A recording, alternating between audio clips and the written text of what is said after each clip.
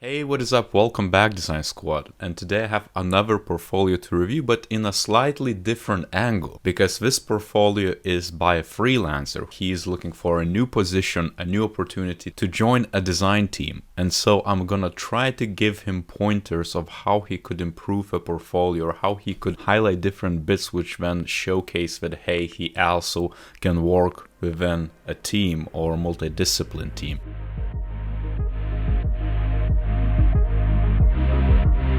Before we jump in, I have this shameless little self-promotion plug. As you can see, I have a t-shirt merch. There's a link down below, you can just explore. And so the actual proceedings to the channel are super minimal, so don't just get it if you want to support, get it if you really want it. So as you can see on my screen, I have this portfolio by Nadat. I like how slick it is, automatically covers that UI visual angle, and that he has those skills. He's a product designer focused on turning complex problems into elegant interfaces, solutions, things of that nature. But it's all about interfaces, which is automatically I would question if his UX skills or research skills are, up to par from my as a hiring manager perspective. And if we jump to the selected work, future of loyalty cards, and since this is the first one, we're going to deep dive into that, but let me just show you what he has as well alongside. As you can see, he has some dating apps, recycle made easy. To be entirely honest, this is one of the first Hebrew case study I've seen. That's quite interesting. Then he has a digital library in your hand, UI work for learn through creation. And so right off the bat, one thing what would concern me is that there's only one user experience, two, well, I guess 3 case studies. Everything else is UI work, and all of the examples are mobile apps. And so one thing what I would immediately suggest to think if there's any desktop apps, data visualization, any dashboards, any enterprise tools, so that you can kind of balance it out, because if everything you do is mobile apps or web apps for mobile environment, then a potential employer who might be focusing on all holistic ecosystem of different channels might think, oh, they're not really capable to work on interfaces which have a bit more real estate. So that could be an improvement bit, because I'm pretty sure you definitely design some of a web or something which actually crosses with different channels and mediums, so like mobile,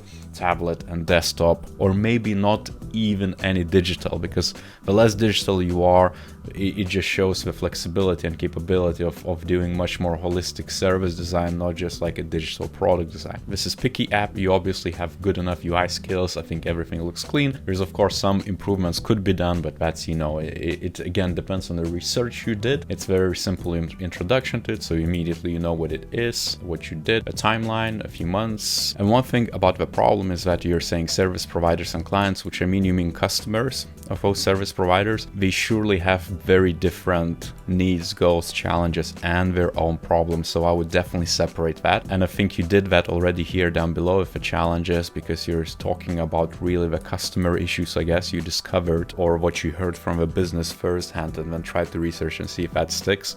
So maybe a bit more clarity would be useful, to just kind of separate it and showcase what's business problem, what's the discovered user problem. You did your research. Interviews is one of the go-to methods to do so, because you can engage with the user, understand in depth exactly what we're going for. But why no other bits? For example, what about quantitative research? I like what you did with the actual extracts. It's simple, you have some user quotes, so it has a bit more weight to it. However, you could connect those quotes or highlight exactly what you mean by those quotes. Why are they meaningful? Maybe it's you're talking about pain points and opportunities, so you should say like pain point 1, the user were like overloaded by the toolkit, and then you can say this is the quote as evidence. And then your personas, I think they're quite good, they're clean, everything you might need. They're very simple and easy to action for yourself and your team. One thing what I would improve is the question, why do you have 2 personas for service providers and why you have only one for the customer? And maybe this is something I could pick up during the interview, let's say, which is fair enough, but maybe you can be a bit more specific. Why did you separate it that way? What was the idea and thinking behind it? Your rationale is really important. Could you give me a glance why those personas are different, or how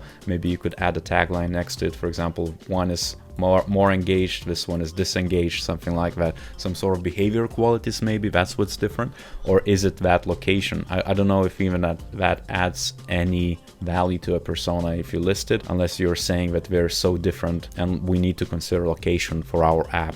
Same for the client persona. I would wonder if you have multiple clients, and I would be sure that you do, because their behaviors are going to be very different, and so your design should be different as well. And this is, I guess, next what you're doing is you comparing those problems problems, which is basically a service provider and your customer, one next to each other if they match up. I think you could have brought it up earlier. It's good that you actually covered it. You went into ideation to define the user flows, loyalty card exploration. So I guess you did some competitive analysis on that. I guess this probably could have been one of the first things you should have done instead of doing the interviews first, because then you could have made your hypotheses and targeted questions around those things. And I would question, how did you find out all those different existing cards? Was it from the user, or was it from the business, or is it something you just did off the back of that as a background research? And if it's a background research, then you should really bring it into the background instead of making it almost like a follow-up of your interviews with the user. I guess you ideated, you put some wireframing bits. This is pretty cool.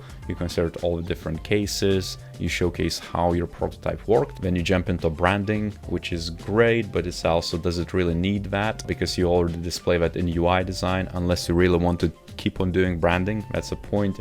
Again, like in other product designer portfolios, if you keep those examples in your portfolio, it's a signal that you want to do more of that work. And to me, branding is so little to do with UX. I mean, it's important, but if you take hardcore UX by the book, it's all about user research and understanding user needs, which you can then say, hey, it's expressing, all those needs into something much more attractive to them. From a hiring manager perspective, maybe if I would be from agency or looking for a junior person, then I would consider if their visual skills are good enough. But I mean, you already showcased your visual design skills, and if your mockups are clean enough, showcase that, hey, your capabilities like that, high-end UI design, that's totally fine.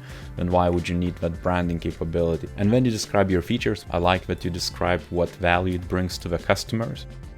Now, right off the bat, just to add to that, like in other portfolios which I reviewed, it doesn't matter if it's product design. If you apply the UX lens and user research, you would want to understand what your users go through in their daily life when they deal with the loyalty programs. Interviews are going to provide you with enough information. I would question, why didn't you do some journey map? Why didn't you do the existing experience mapping so you understand it in depth of what exactly is going on with your users? And then consider what you could have done more than just digital means. Perhaps it's a different touch point altogether. Even if you, for example, weren't hired as a freelancer to do that, you as a UXer, you should also consider the peripherals and then highlight those as recommendations at the minimum. Because, if you said, oh, I did this UI for mobile app, but I also suggested that there could be a desktop app for it to manage, that there also could be, a payment system which could manage those cards and integrate seamlessly, all part of existing payment plan or a card itself, like a payment card, and it's all seamless and the customers don't really have to even see anything.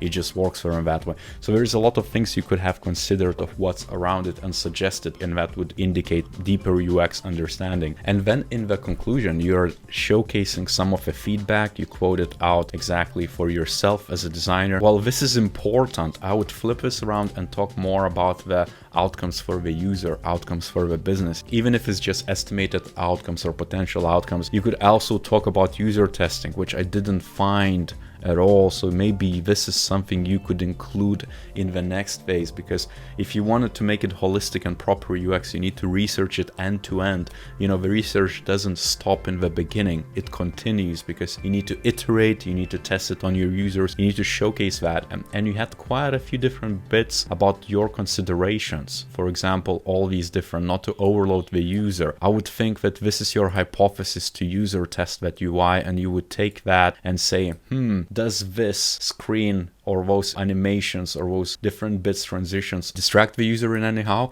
And that's what you would want to find out in your user research, let's say in your user testing later on as a usability study or something along those lines. And so there's a lot more you could do with this or in your next case study to make it even more stronger.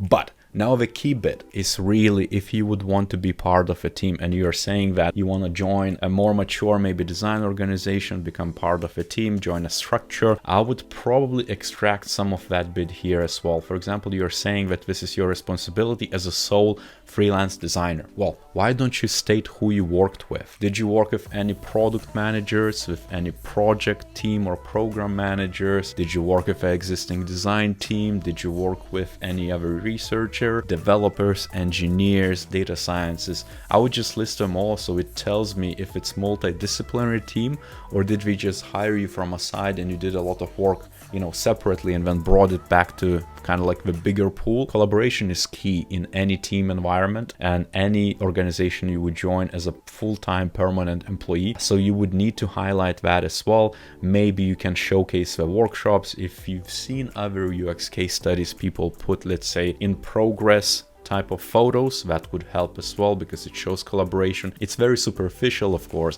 but it still adds that capability and showcase that you are part of a team. It's not just about the deliverables, it's how you got to it, and that's super important for any UX case study, but even more so if you want to join an in-house team for design or other capabilities. Other bits what to consider is that you are almost like a jack of all trades. So you did research, you did UI design, you did wireframing, you did branding, you probably did some copy as well. So copywriting, chances are if you join a big enough design team, you might need to share that work. And so in your future states, let's say, try to engage with other designers, maybe share that work in one capacity or the other. Try to do just UX. That would portray that you're flexible enough, that you're collaborative, and that's really what matters, that you build that trust and you can work with other people. I hope this is useful for everyone, not just Nadav. If you like this video, give a like, subscribe to this channel, leave a comment down below what you think about it, and on that note, I'll see you next time.